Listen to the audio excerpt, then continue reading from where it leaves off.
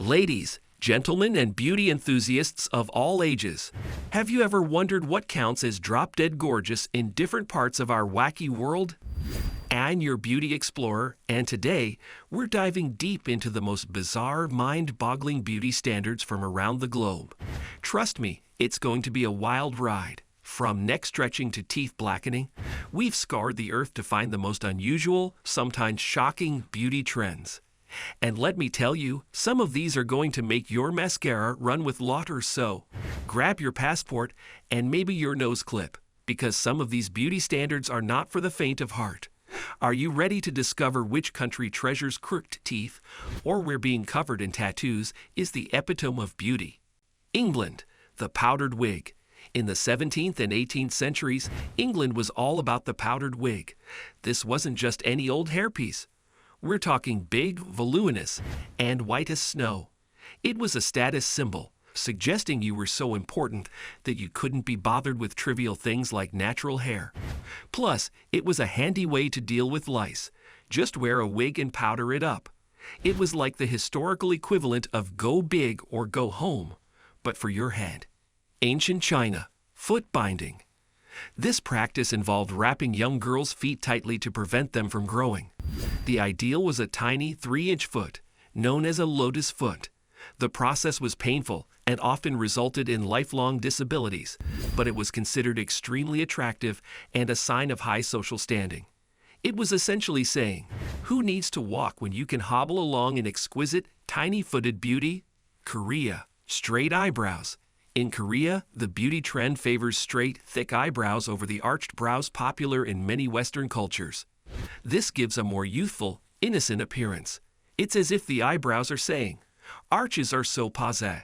Let's keep things straight and simple. France, pale skin. In historic France, pale skin was a big deal. It was associated with wealth and nobility, as it showed you didn't spend your days laboring in the sun. Women went to great lengths to achieve this look, sometimes using lead-based products. Not recommended. It's like saying, I'm so refined. The sun and I are merely acquaintances. Australia, beachy waves.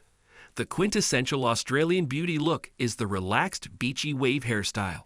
It's a nod to the country's laid-back, surf-centric culture.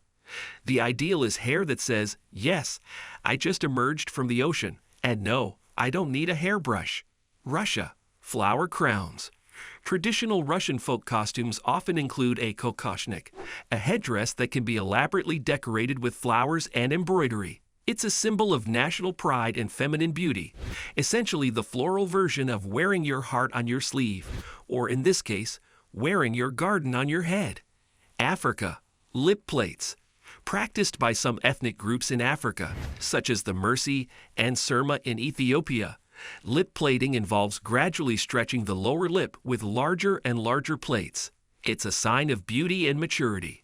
It's like each lip plate is saying, go big or go home, but make it fashion. America, Hollywood smile. In America, the perfect, bright white smile is a sought-after beauty standard. It's almost as if there's a national agreement that teeth must be as shiny and flawless as a celebrity on the red carpet.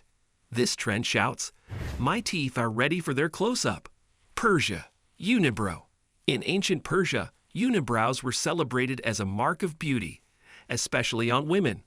It defied the separate brow standard and said, 2 eyebrows? No, thank you. I'm all about the unibrow unity. Italy, the corset. During the Renaissance and beyond, the corset was a staple in Italian fashion. It was all about cinching the waist to extreme levels for that hourglass figure. The corset practically whispered, breath? Optional. Fashion? Essential. Turkey, the Nezar, or evil eye amulet.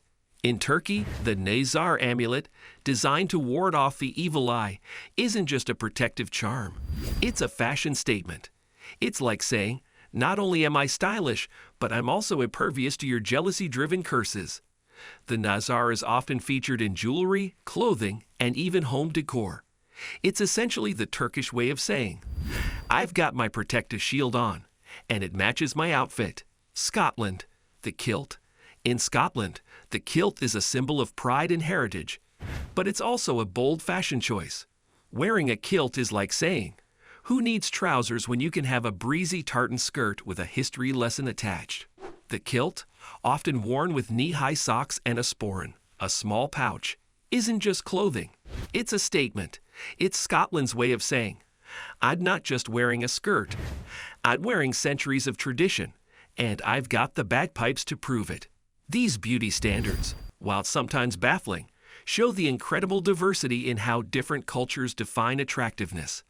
They're a reminder that beauty really is in the eye, or eyebrow, or lip plate, or wig of the beholder.